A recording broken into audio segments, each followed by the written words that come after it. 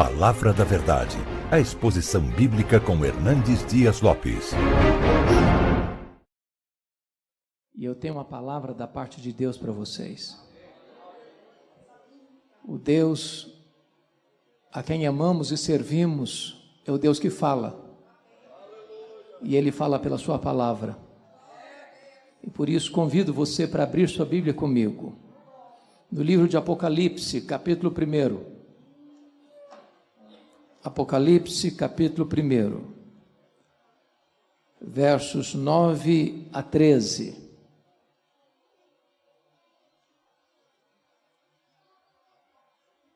E esse texto diz o seguinte: Eu, João, irmão vosso e companheiro na tribulação, no reino e na perseverança. Em Jesus achei-me na ilha chamada Patmos por causa da palavra de Deus e do testemunho de Jesus. Achei-me em espírito no dia do Senhor e ouvi por trás de mim grande voz como de trombeta dizendo: O que vês escreve em livro e manda às 7 igrejas, Éfeso, Esmirna, Pérgamo, Tiatira, Sardes, Filadélfia e Laodiceia. Voltei-me para ver quem falava comigo, e voltado vi 7 candeeiros de ouro, e no meio dos candeeiros um semelhante a filho de homem. Agora capítulo 3, por favor, versos 14 a 22. Ao anjo da igreja em Laodiceia escreve: Estas coisas diz o Amém, a testemunha fiel e verdadeira, o princípio da criação de Deus. Conheça as tuas obras, que nem és frio nem quente, quem dera fosses frio ou quente. Assim, porque és morno, nem és quente nem frio, estou a ponto de vomitar-te da minha boca, pois dizes: estou rico e abastado, e não preciso de coisa alguma. E nem sabes que tu és infeliz, sim miserável, pobre, cego e nu. Aconselho-te que de mim compres ouro refinado pelo fogo para te enriqueceres, a fim de que não seja manifesta a vergonha da tua nudez. Aconselho-te que compres também colírio para ungir os teus olhos, a fim de que vejas. Eu repreendo e disciplino a quantos amo. Sê, pois, zeloso e arrepende-te. Eis que estou à porta e bato. Se alguém ouvir a minha voz e abrir a porta, eu entrarei e cearei com ele, e ele comigo. Ao vencedor dar-lhe-ei sentar-se comigo no meu trono, como eu venci e sentei com meu Pai no seu trono. Quem tem ouvidos, ouça o que o Espírito diz às igrejas. Amém. Amados, eu gostaria de partilhar com vocês sobre o tema restaurando o fervor espiritual.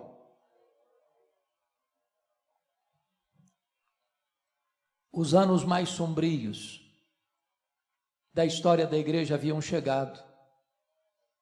Desde que Nero, com 17 anos de idade, no ano 54, assume o governo de Roma, no comando do grande Império Romano. Desde que Nero assumiu o governo, é que as nuvens escuras se formaram no horizonte, preanunciando a chegada de uma grande tempestade sobre a igreja. Ele era um homem violento, mandando matar inclusive a sua própria mãe. Era um homem devasso, era um homem cruel. 10 anos depois que ele assume o governo, precisamente no dia 17 de julho do ano 64, uma grande tragédia acontece. A mais populosa, a mais rica, a mais poderosa cidade do mundo, conhecida como a cidade eterna, a cidade de Roma, com mais de 1 milhão de habitantes, foi incendiada. Não um incêndio qualquer, mas um incêndio devastador, que durou 7 noites e 6 dias, de 17 de julho a 24 de julho. Nero assistia este horrendo espetáculo do alto da Torre de Mecenas, vestido de ator, tangendo a sua lira. Ao término desse tempo, a cidade de Roma estava devastada. Cerca de 70% da cidade destruída. Das 14 regiões ou 14 bairros de Roma, 10 deles foram devastados pelas chamas. Os 4 bairros restantes, densamente povoados por judeus e cristãos, dão a Nero um álibi para colocar a culpa do incêndio de Roma nos crentes. E começa um verdadeiro massacre contra os crentes. Eles foram crucificados. Faltou madeira para fazer cruz, tamanha quantidade de crentes que foram crucificados. Quando não tinha mais madeira, os crentes eram cobertos de piche, amarrados nos postes e queimados vivos para iluminar as noites de Roma. Um verdadeiro banho de sangue na cidade de Roma. 2 anos depois, ano 66, explode a Guerra dos Judeus, porque uma sinagoga fora profanada em Cesareia Marítima, e os zelotes, que nunca foram favoráveis ao governo de Roma em Israel, se rebelaram e começam a chamada Guerra Judaica. 2 anos depois, ano 68, Nero é deposto pelo Senado romano e comete suicídio. 2 anos depois, Tito, que estava em Israel para contornar a rebelião, cerca Jerusalém, invade Jerusalém, destrói Jerusalém, arrasa o templo de Jerusalém, cumprindo a profecia de Jesus, que não ficaria pedra sobre pedra, e promove o que em 1948, quando Israel retorna ao seu território. Nesse mesmo ano 70, Vespasiano inaugura o Coliseu Romano em Roma, o verdadeiro anfiteatro da morte, que numa celebração de inauguração de 100 dias, mais de 10.000 crentes foram mortos com requinte de crueldade, enrolados em peles de animais, jogados nas arenas para os cães morderem, para os touros pisarem, para os leões esfaimados da Líbia devorarem. Um verdadeiro massacre à Igreja de Deus. Ano 81, assume o governo de Roma Domiciano, conhecido também como Nero Redivivo, porque perseguiu a igreja com a mesma fúria de Nero, e foi o primeiro imperador romano a arrogar para si o título de Senhor e Deus, pois foi este imperador Domiciano que deporta o apóstolo João, então pastor da igreja de Éfeso, capital da Ásia Menor, para esta ilha do Mar Egeu, como que numa colônia penal. Vale destacar que a essas alturas, todos os demais apóstolos já estavam mortos, e mortos pelo viés do martírio. João era o último representante do colégio apostólico, e certamente a intenção de Domiciano era calar a voz do último apóstolo do Senhor Jesus, fechando-lhe na terra todas as portas. Entretanto, quando todas as portas foram fechadas para João na terra, Deus abriu-lhe uma porta no céu e disse: sobe para aqui e eu te mostrarei, não as coisas que talvez aconteçam, não as coisas que podem acontecer, eu te mostrarei as coisas que devem acontecer. Quando os homens, cheios de empáfia, besuntados de orgulho, ou mesmo adornados de violência cruel, acham que estão no controle da história, eles na verdade estão apenas cumprindo um propósito divino, porque o texto nos informa que João não está na ilha de Patmos por causa de um decreto de Domiciano, mas ele está na ilha de Patmos por causa da palavra de Deus e do testemunho do Senhor Jesus. Quem está no trono é Deus, quem governa a história é Deus, quem está com as rédeas da história em suas mãos é o próprio Deus. Era um dia de domingo, era o dia do Senhor, quando João escuta atrás dele uma voz como de trombeta dizendo: o que vês escreve em livro e manda às 7 igrejas: Éfeso, Esmirna, Pérgamo, Tiatira, Sardes, Filadélfia e Laodiceia. Quando João se volta para ver quem falava com ele, ele não viu quem falava com ele. Ele viu 7 candeeiros de ouro, símbolo das 7 igrejas, e no meio dos candeeiros um semelhante a filho de homem. Na verdade, o mundo só pode ver Jesus na igreja e através da igreja. Mas esse Jesus que João vê não é o Cristo suando sangue do Getsêmani, tomado de angústia. O Cristo que João vê não é o Cristo que está sendo espancado e esbordoado no Sinédrio. O Cristo que João vê não é o Cristo vilipendiado, cuja fronte é cravada por uma coroa de espinho, espancado no pretório romano.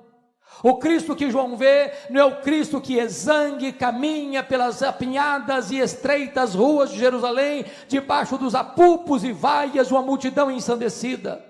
O Cristo que João vê não é o Cristo esticado naquele leito vertical da morte, suspenso entre a terra e os céus. O Cristo que João vê é o Cristo vencedor, é o Cristo vitorioso. Seus cabelos não estão mais cheios de sangue e poeira, mas são brancos como a alba lã. Os seus olhos não estão mais empapuçados de dor, mas são como chamas de fogo. A sua voz não está mais embargada pela sede, mas é como voz de muitas águas. As suas mãos não estão mais presas naquele lenho maldito, mas sustentam a igreja. Os seus pés não estão mais pregados na cruz, mas são como bronze polido. O seu rosto não está mais desfigurado pela dor, mas brilha como o sol no seu fulgor. Quando João vê o Cristo da glória, diz a Escritura que ele cai como morto aos seus pés, e o Senhor põe a mão direita sobre ele e diz: não temas, João, eu sou o primeiro e o último, eis que eu estive morto, mas estou vivo pelos séculos dos séculos, e tenho as chaves da morte e do inferno. Hoje nós não estamos aqui adorando o Cristo que esteve vivo e está morto, mas estamos adorando o Cristo que esteve morto e está vivo pelos séculos dos séculos.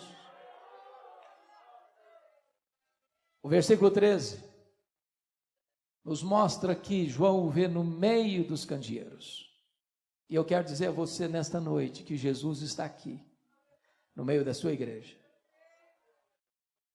Você e eu viemos aqui hoje por esta verdade. Ele está aqui. Se Jesus não estivesse aqui, meus irmãos, por mais bela e por mais emocionante que fosse essa reunião, ela não passaria de um mero encontro religioso e nada mais. Mas Ele está aqui. Ele está aqui. Mas no capítulo 2, verso 1, nós somos informados de que Ele não está apenas no meio das igrejas, Ele está andando no meio dos candeeiros. E eu quero dizer a você nesta noite que Jesus está aqui andando entre nós,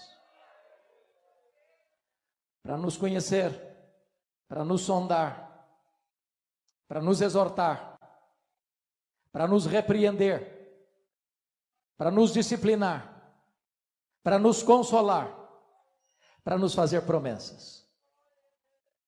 Na medida em que Jesus caminha entre as 7 igrejas, há um estribilho que se repete em todas as cartas, e o estribilho é este: eu conheço, eu conheço, eu conheço, eu conheço, eu conheço, eu conheço, eu conheço. Para 5 dessas 7 igrejas, Jesus usa a mesma expressão. Para a igreja de Éfeso, para a igreja de Tiatira, de Sardes, de Filadélfia e Laodiceia, ele diz assim: eu conheço as tuas obras. Aquilo que você fez, seu pai não viu, sua mãe não viu, sua mulher não viu, seu marido não viu, seus filhos não viram, seus irmãos não viram, seu pastor não viu, Jesus viu. Quando você fechou a porta e apagou a luz, Ele estava lá. Nada, nem ninguém pode ocultar nada daquele cujos olhos são como chamas de fogo. Ele conhece. Mas para a igreja de Esmirna, é curioso que Jesus usa uma outra expressão. Ele diz assim: eu conheço a tua tribulação e a tua pobreza, mas tu és rico. E eu quero dizer a você, meu amado, que Jesus conhece a sua tribulação, Ele conhece a sua dor, Ele conhece as suas madrugadas insones, Ele conhece o seu choro doído, Ele conhece a dor que lateja e pulsa no seu peito, Ele conhece. E Jesus me choca porque você e eu temos um conceito do que é uma igreja rica. O que é uma igreja rica para nós hoje? É uma igreja que tem muitos membros? É uma igreja que tem um santuário robusto? É uma igreja que tem um orçamento vultoso. É uma igreja que tem muita gente influente na sociedade. Este é o conceito que nós temos de uma igreja rica. Mas a igreja de Esmirna era a mais pobre igreja da Ásia. E Jesus diz: eu conheço a tua pobreza, mas tu és rico. Pobre na terra, rica no céu. Pobre financeiramente, rica espiritualmente. Pobre aos olhos dos homens, rica aos olhos de Deus. É curioso que para a igreja mais rica da Ásia, a igreja de Laodiceia, que dizia: estou rico e abastado e não preciso de nada, Jesus olha para esta mesma igreja e faz um outro diagnóstico, e diz: não, tu és pobre, miserável, cega, nua. Porém, amados, para a igreja de Pérgamo, Jesus tem uma outra expressão. Ele diz: eu conheço o lugar onde tu habitas, onde está o trono de Satanás. Por que Jesus disse isso sobre Pérgamo? Todos vocês sabem que Pérgamo era a segunda maior cidade da Ásia Menor, só perdia para a capital, que era Éfeso. Muito provavelmente Jesus disse isso por duas razões muito simples.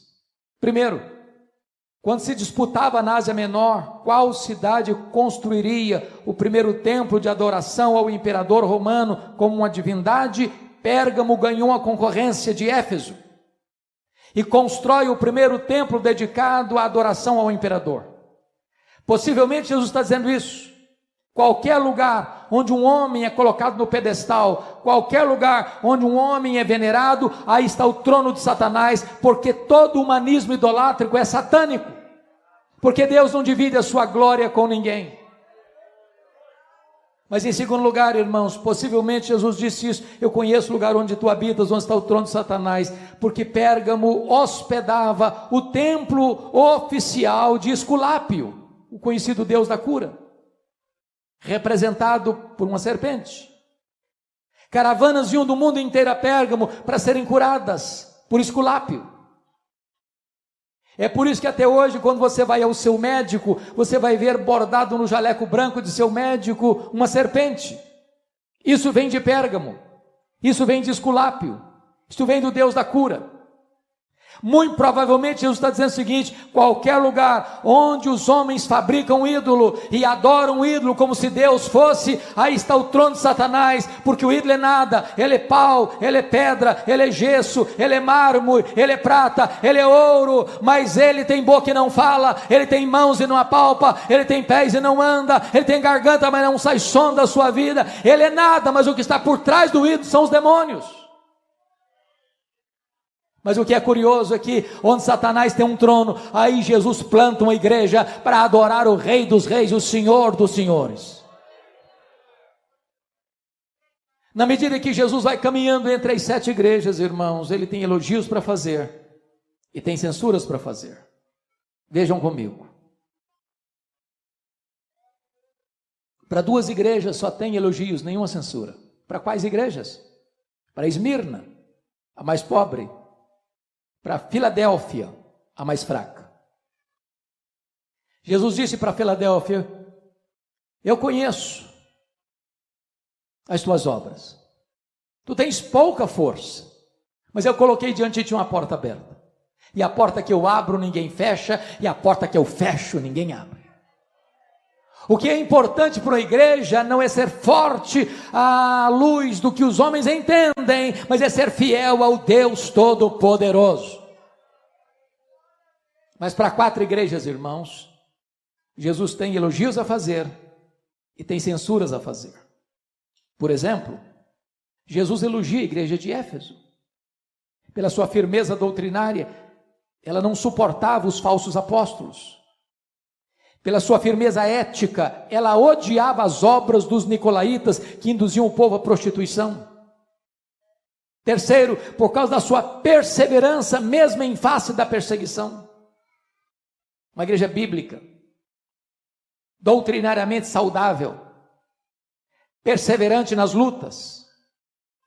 E com isso Jesus está nos ensinando que nenhuma igreja pode agradar a Jesus se negocia princípios e valores, se transige com a doutrina, se negocia a verdade para alcançar e angariar favores humanos. A palavra de Deus precisa ser proclamada com fidelidade. Nós não podemos tornar essa palavra mais palatável para agradar os ouvintes. Nós temos que pregar com fidelidade. É isso que Jesus elogia na igreja de Éfeso. Porém, diz a Escritura que Jesus diz assim: eu tenho, porém, uma coisa contra ti, é que tu abandonaste o teu primeiro amor. E aqui está um grande risco para nós, irmãos, que às vezes até na defesa da sã doutrina, nós podemos perder o fervor e a piedade. Mantemos a ortodoxia, perdemos o entusiasmo. E eu vou lhes dizer que a ortodoxia é boa, e ela é insubstituível, mas a ortodoxia morta mata. Não basta apenas ter luz na cabeça, é preciso ter fogo no coração. Olhem comigo agora a igreja de Tiatira. Jesus elogia essa igreja, porque enquanto escreve esta carta, a igreja tem mais fé, a igreja tem mais obras, a igreja tem mais amor. Mas Jesus diz: eu tenho uma coisa porém contra ti, é que tu toleras essa falsa profetisa Jezabel, que induz o meu povo à prostituição. Agora compare comigo. Éfeso tinha doutrina, mas não tinha amor. Tiatira tinha amor, mas não tinha doutrina. O que nós aprendemos com isso? É que nós nunca podemos divorciar o que Deus uniu: teologia e ética, doutrina e vida, credo e conduta. As duas coisas caminham juntas, irmãos. A igreja é bíblica, a igreja é fiel, a igreja mantém a sã doutrina intacta, ela não negocia a verdade. Ao mesmo tempo, é uma igreja amorosa, é uma igreja acolhedora, é uma igreja viva, é uma igreja vibrante, é uma igreja que canta, é uma igreja que ora, é uma igreja que evangeliza, é uma igreja que faz missões, é uma igreja que ama a Deus, que ama o próximo. Mas vejam comigo, amados, a igreja de Pérgamo, Jesus elogia essa igreja, porque tem gente tão fiel na igreja de Pérgamo, como está escrito aí, que o seu próprio líder, Antipas, foi martirizado pela sua fé. E diz os historiadores que Antipas morreu dentro de um boi de bronze carbonizado. Mas nessa mesma igreja, onde tem gente fiel, disposta a morrer por Jesus, tem gente flertando com o pecado, tem gente flertando com as doutrinas de Balaão, tem gente vivendo uma vida mundana. E aqui, queridos pastores, fico impressionado, e muitas vezes pelas minhas andanças pelo Brasil me perguntam assim: pastor, qual a avaliação que o senhor faz da igreja evangélica brasileira? E a minha resposta é esta: vai muito bem, vai mais ou menos, vai muito mal. Às vezes a pessoa quer me apertar um pouco mais e pergunta assim: mas e a igreja, a sua denominação, como é que vai? Sabendo que eu sou um pastor presbiteriano. Eu digo assim: vai muito bem, vai mais ou menos, vai muito mal. Às vezes eu pergunto à igreja que eu tenho a bênção de ser pastor: e a comunidade que você é pastor, como é que vai? E eu respondo assim: vai muito bem, vai mais ou menos, vai muito mal. Sabe por que eu respondo assim, irmãos? Porque numa mesma igreja, que escuta o mesmo pastor, que participa da mesma mesa do Senhor, que canta no mesmo grupo musical, tem gente cheia do Espírito Santo, tem gente capengando na fé, tem gente vivendo em pecado, numa mesma comunidade. E o Senhor Jesus Cristo está dizendo: eu conheço.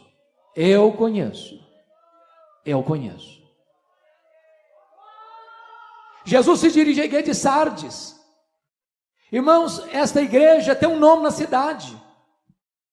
Tu tens nome de que vives. Se fosse hoje, nós trocaríamos essa nomenclatura, dizendo o seguinte: uma igreja avivada, vibrante, o louvor é magnífico, há uma emoção que transborda, há um entusiasmo epidérmico que todo mundo enxerga e vê. Mas Jesus não se impressiona com os nossos gestos. Às vezes nós aprendemos alguns clichês, irmãos, que impressionam os homens. A gente vai orar, dá uma tremidazinha na voz para deixar assim a impressão que a gente é mais espiritual do que é. A gente tem alguns clichês, algumas expressões que são jargões religiosos. Mas Jesus não se impressiona com isso. Ele conhece a verdade no íntimo. E aquela igreja que tinha a fama de uma igreja avivada na cidade, Jesus olha e diz: não, você está morta. Você está morta. Tem uns poucos ainda que não contaminaram as suas vestiduras. E sabe, irmãos, Jesus me choca com isso, porque a avaliação dele é tão diferente da minha.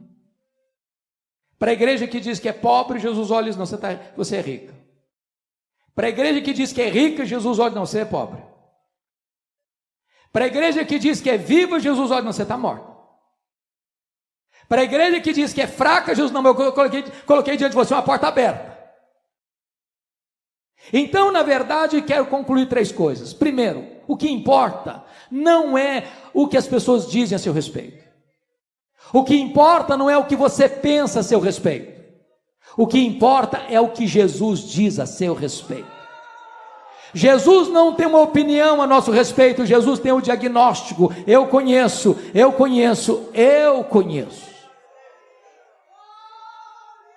Mas agora eu peço aos amados para irem comigo para o capítulo 3, versos 14 a 22. E eu escolhi esse texto porque esta é a única igreja que não recebe nenhum elogio de Jesus, só censuras.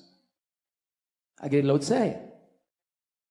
Mas também é muito curioso que esta igreja de Laodiceia é a igreja que, ao se autoavaliar, tem o melhor conceito de si mesma. Essa igreja dá nota máxima para si mesma em todos os quesitos. Essa igreja bate palmas para ela mesma. Essa igreja forma um grande coral de todos os seus membros e canta o hino "Quão grande és tu" diante do espelho.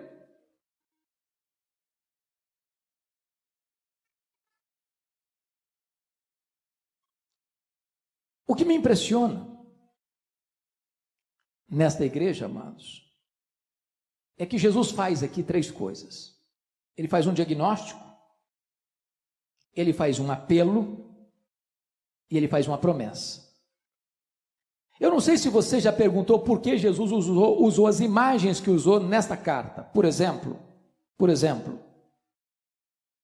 frio, quente, morno, vestiduras brancas, colírio. Por que Jesus usou essas figuras? Foi por acaso? Ou tinha um propósito? Na verdade, Jesus conhece o texto e o contexto. Ele conhece a cidade e a história da cidade e a geografia da cidade.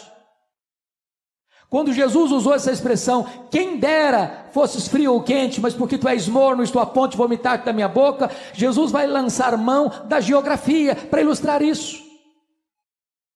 Quando você vai à cidade de Laodiceia, aquela cidade ficava localizada no vale do rio Lico, a região mais próspera e rica da Ásia Menor. Hoje, ainda uma das regiões mais prósperas da Turquia Asiática.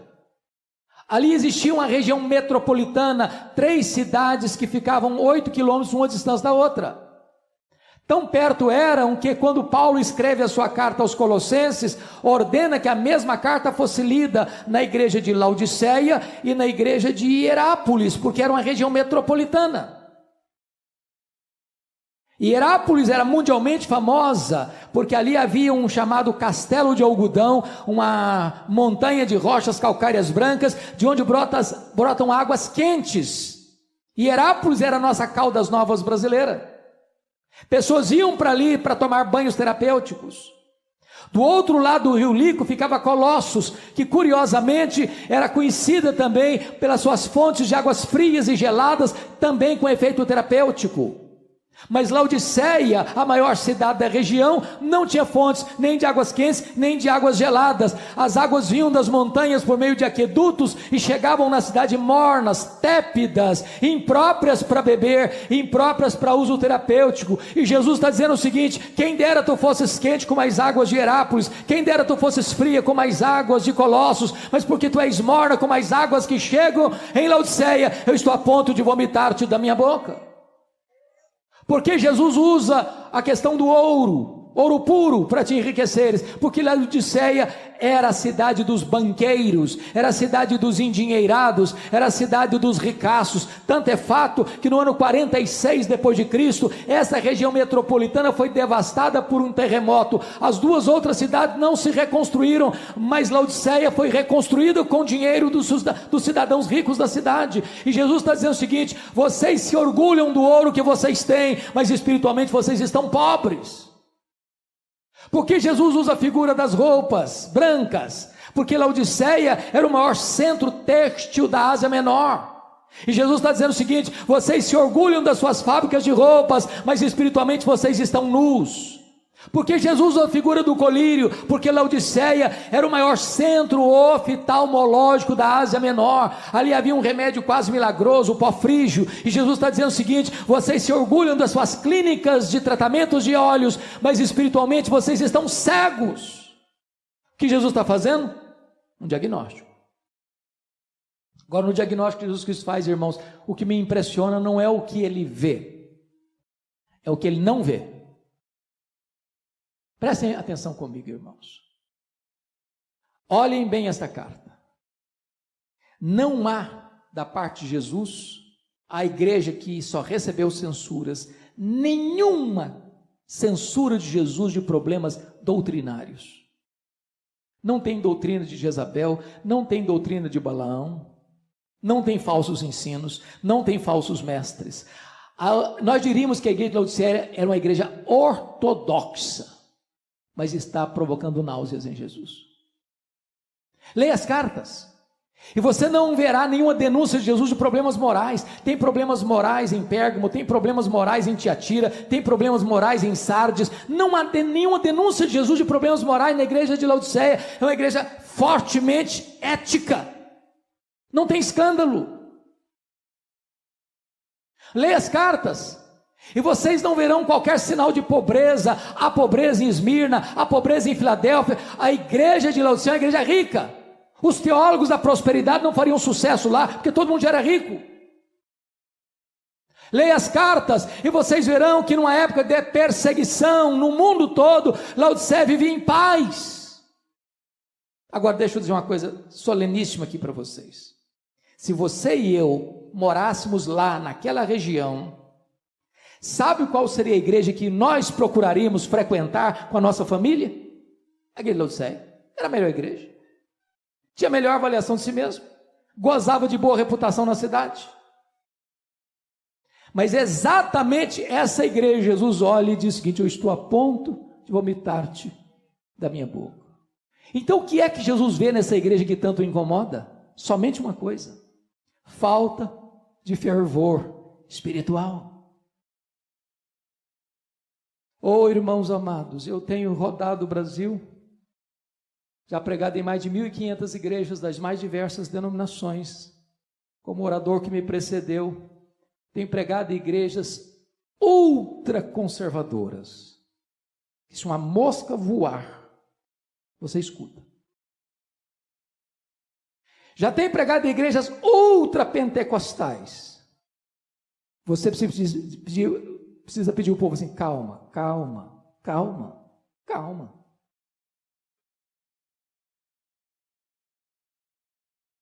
Sabe o que eu tenho aprendido, irmãos? Fervor não tem nada a ver com estilo de culto. Nada a ver. Nada a ver. Falta brilho nos olhos. Falta coração aquecido. Falta entusiasmo. Falta amor à palavra. Falta zelo com oração. Falta poder espiritual. Falta avivamento, irmãos. Falta avivamento. A igreja contemporânea está ficando cada vez mais secularizada. As pessoas frequentam os templos, mas não são transformadas. Irmãos, o índice de divórcio dentro da igreja é quase o mesmo fora da igreja. O índice de rapaz e moça que vai para a cama no namoro é quase a mesma quantidade dos que estão fora da igreja. O índice de crente desonesto nos seus negócios, que dá um cheque sem fundo, é quase o mesmo fora da igreja. As pessoas entram para a igreja, mas elas não recebem o poder transformador do evangelho da graça. Irmãos, nós precisamos desesperadamente de um sopro de Deus, nós precisamos desesperadamente de um derramamento do Espírito Santo de Deus, nós precisamos que o Espírito Santo sopre sobre nós e arranque as cinzas e inflame as brasas e ateie em nós um fogo santo, um fogo que purifica, um fogo que ilumina, um fogo que aquece, um fogo que alastra. E depois que Jesus Cristo faz esse diagnóstico, irmãos, Ele tem, por favor, olhe comigo, Ele tem um apelo a fazer. E no verso 17 ele diz o seguinte, preste bem atenção: eu repreendo e disciplino a quantos amo. Querido pastor João, às vezes eu fico muito constrangido quando eu leio esse texto, porque parece-nos que Jesus está pegando pesado, e muito pesado. A linguagem é pesadíssima, é de náusea. A grande pergunta é por que Jesus está pegando tão pesado com você e comigo nessa noite? E a resposta é porque Ele nos ama. Jesus não abre mão de ter você, meu amado, minha irmã, uma vida plena, maiúscula, superlativa, cheia do Espírito Santo. Ele não desceu da glória, não morreu naquela cruz, não ressuscitou, não voltou para o céu, não derramou o seu espírito para produzir um crente apático, um crente morno, um crente xoxo, um crente omisso, um crente mundano. Ele quer que você seja cheio do Espírito Santo. Eu repreendo e disciplino a quantos amo. E agora tem uma ordem: sê, pois, zeloso e arrepende-te, muda a tua vida, muda a tua conduta. Verso 18, Jesus Cristo, verso de número 18, Jesus oferece para nós a solução. Aconselho-te que de mim compres ouro refinado pelo fogo, para te enriqueceres, a fim de não se manifesta a vergonha da tua nudez. Vestes brancas, para que não se manifesta a vergonha da tua nudez. Colírio os teus olhos, a fim de que vejas. Sabe o que Jesus está querendo dizer com isso? Na década de 90, alguns aqui se lembram disso, houve uma grande busca de avivamento em todo o Brasil. Congressos, conferências, vigílias de oração. Muitas pessoas, irmãos, na busca do avivamento, se perderam pelos descaminhos do misticismo, buscando as últimas novidades do mercado da fé, procurando aventuras forâneas às Escrituras. E Jesus está nos ensinando uma lição aqui. Aconselho-te, Ele pode mandar, mas é aconselho.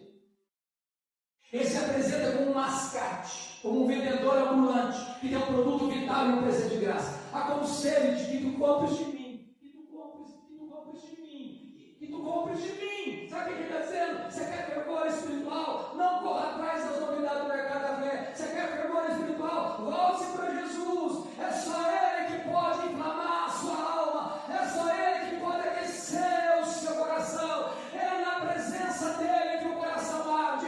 E quando o coração arde, os olhos se abrem, e os pés se apressam, e a boca se abre para proclamar que só Ele é o Senhor. Quando chega no verso 20, Jesus tem um convite doce a fazer. Preste atenção nisso. Eis que estou à porta e bato. Se alguém ouvir a minha voz e abrir a porta, eu entrarei e cearei com ele comigo. Preste bem atenção no que eu vou lhes dizer. A igreja de Laodiceia estava tão feliz com ela mesma, que ela fazia tudo com ela e para ela.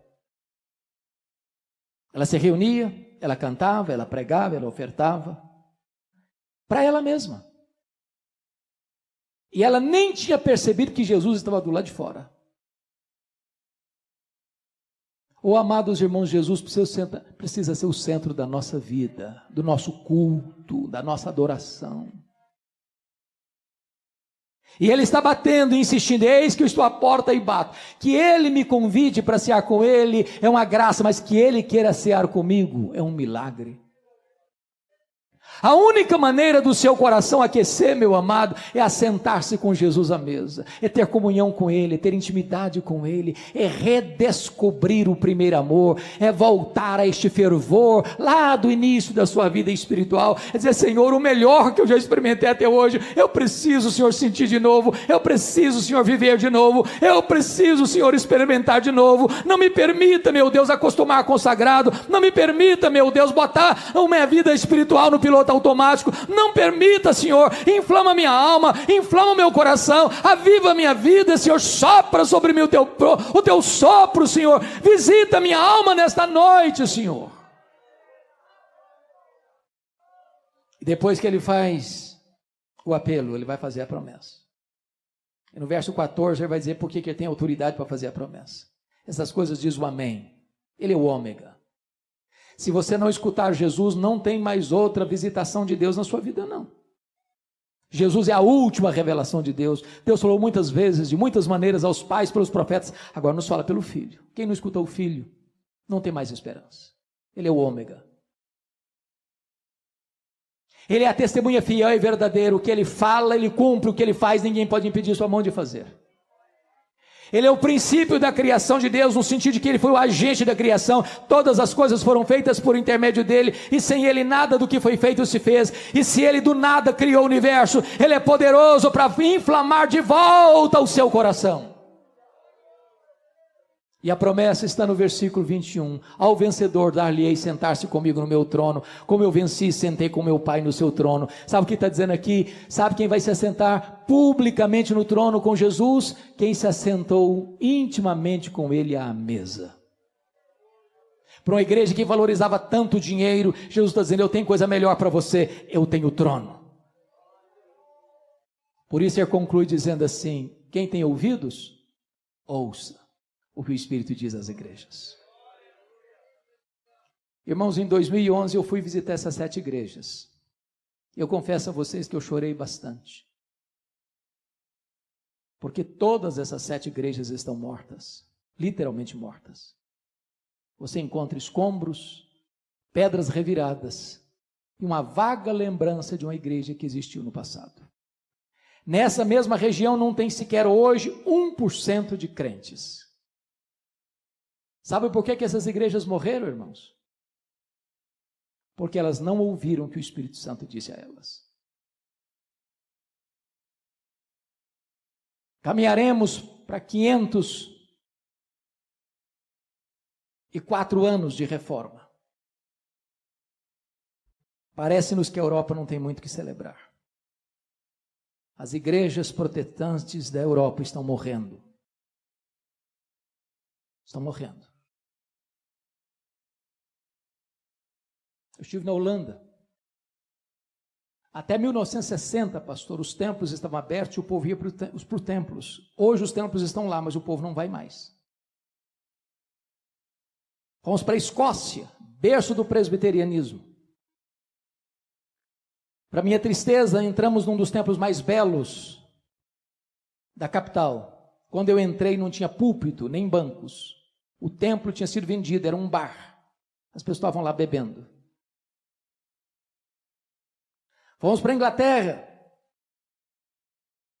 onde aconteceram tantos avivamentos. John Wesley, George Whitefield,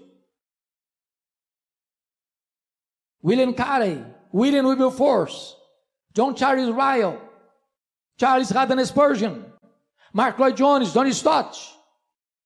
Hoje menos de 4% dos ingleses frequentam a igreja evangélica. Os templos estão sendo vendidos e transformados em museus, em boates, em mesquitas muçulmanas. Você vai para os Estados Unidos, para o Canadá, você encontra muitas chamadas dead churches, igrejas mortas. As denominações históricas estão perdendo milhares e milhares de membros todos os anos, todos os anos. Os seminários que formaram pastores, teólogos, missionários, tomados de assalto pelos liberais, hoje patrocinam a incredulidade e formam céticos. Agora olha para o Brasil, irmãos. Você já tem denominações inteiras no Brasil que sucumbiram ao liberalismo. Seminários aqui no Brasil, evangélicos, que não creem mais que este livro é a palavra de Deus, inerrante, infalível e suficiente. Morrendo. Essa semana passada, pastor, um colega me ligou de uma dessas denominações e diz assim: pastor Hernandes, a minha denominação não batizou um crente.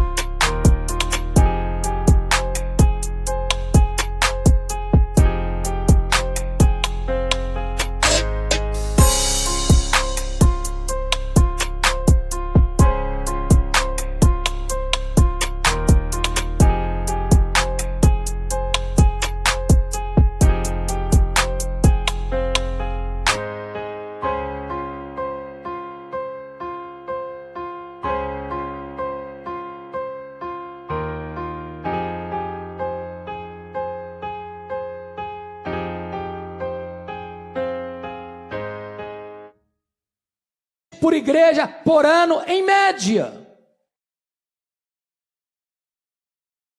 Olha para o Brasil, irmãos, e vocês verão mega igrejas, mega templos, com multidões e multidões, mas não tem evangelho, não se prega sobre a cruz, não se prega sobre arrependimento, não se prega sobre a justificação pela fé, não se prega sobre santificação, não se prega sobre a vida eterna. Onde não tem palavra de Deus, não tem o Deus da palavra. Olha para o Brasil, irmãos, e vocês verão igrejas, louvado seja Deus, que permanecem ortodoxas e fiéis à doutrina, mas muitas delas já perderam o fervor, estão com uma ortodoxia ossificada. Irmãos amados, nós precisamos desesperadamente hoje pedir a Deus que nos visite com um poderoso avivamento espiritual, que Deus inflame a nossa alma, que Deus desperte o nosso coração. Sabem por quê? E eu termino aqui. Quando aquela geração saiu do Egito, era aproximadamente 2 milhões de pessoas. Diz a Bíblia que toda aquela geração morreu no deserto. Toda aquela geração, exceto 2 pessoas, Josué e Caleb. A segunda geração que nasceu no deserto foi a geração que entrou na terra prometida. Diz a Bíblia que a terceira geração que nasceu na terra prometida não conhecia Deus mais. Parece-nos que os nossos avós foram mais crentes que os nossos pais. Parece que os nossos pais foram mais crentes do que nós. Parece que nós estamos sendo mais crentes que os nossos filhos. Que Deus tenha misericórdia de nós, irmãos. Para que nós passemos o bastão para a nova geração. Para que os nossos filhos sejam mais crentes do que nós. para que os nossos netos sejam cheios do Espírito Santo, para que a igreja de amanhã seja uma igreja viva, forte, dinâmica, fiel, poderosa, nas mãos de Deus. Que a nossa oração seja essa: reaviva a tua obra, Senhor, reaviva a tua obra no decorrer dos anos. Isso mexe com você, irmão? Você quer este avivamento para a sua vida? Você anseia por isso? Eu queria que você ficasse em pé. Nós vamos orar.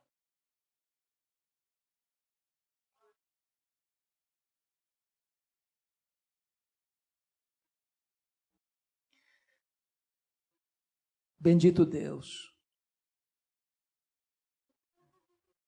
Vem, visita, Senhor, a tua vinha nesta noite. É o teu povo que se chama pelo teu nome. Tu estás entre nós. Tu conheces o nosso coração. Quebra a dureza do nosso coração. Tira essa crosta, Senhor. Toca no íntimo da nossa alma nesta noite. Sopra as cinzas, Senhor. Reaviva as brasas. Leva-nos de volta, Senhor, ao primeiro amor. Reaviva o nosso coração. Visita a nossa casa. Restaura a nossa família. Oh, meu Deus, em nome de Jesus, não nos deixes dormir o sono da morte. Não nos deixes viver um cristianismo apático. Por amor do teu nome, Senhor, não nos deixes nos conformar com este século. Reaviva o nosso coração, Senhor. Nós não queremos viver se não for viver na tua presença, se não for viver para a tua glória, se não for viver para exaltar o teu filho, para amá-lo, para glorificá-lo, para torná-lo conhecido. Oh, meu Deus, toma nas tuas mãos agora cada homem, cada mulher que entrou nesta casa. Toma nas tuas mãos cada pessoa que está assistindo este culto, Senhor, pelas mídias sociais. Toma em tuas mãos aqueles que estão aqui, aqueles que estão acolá, por amor do teu nome. Reaviva a tua obra, Senhor. Desperta a tua igreja. Sopra sobre nós o teu sopro. Levanta, Senhor, uma igreja viva, uma igreja forte, uma igreja quebrantada, uma igreja que chora pelo pecado, mas uma igreja que se levanta diante deste mundo com coragem para pregar a tua palavra no poder do teu Espírito. É a nossa súplica, meu Deus, é a nossa necessidade, em nome de Jesus. Aleluia. Amém e amém. Palavra da Verdade, a exposição bíblica com Hernandes Dias Lopes.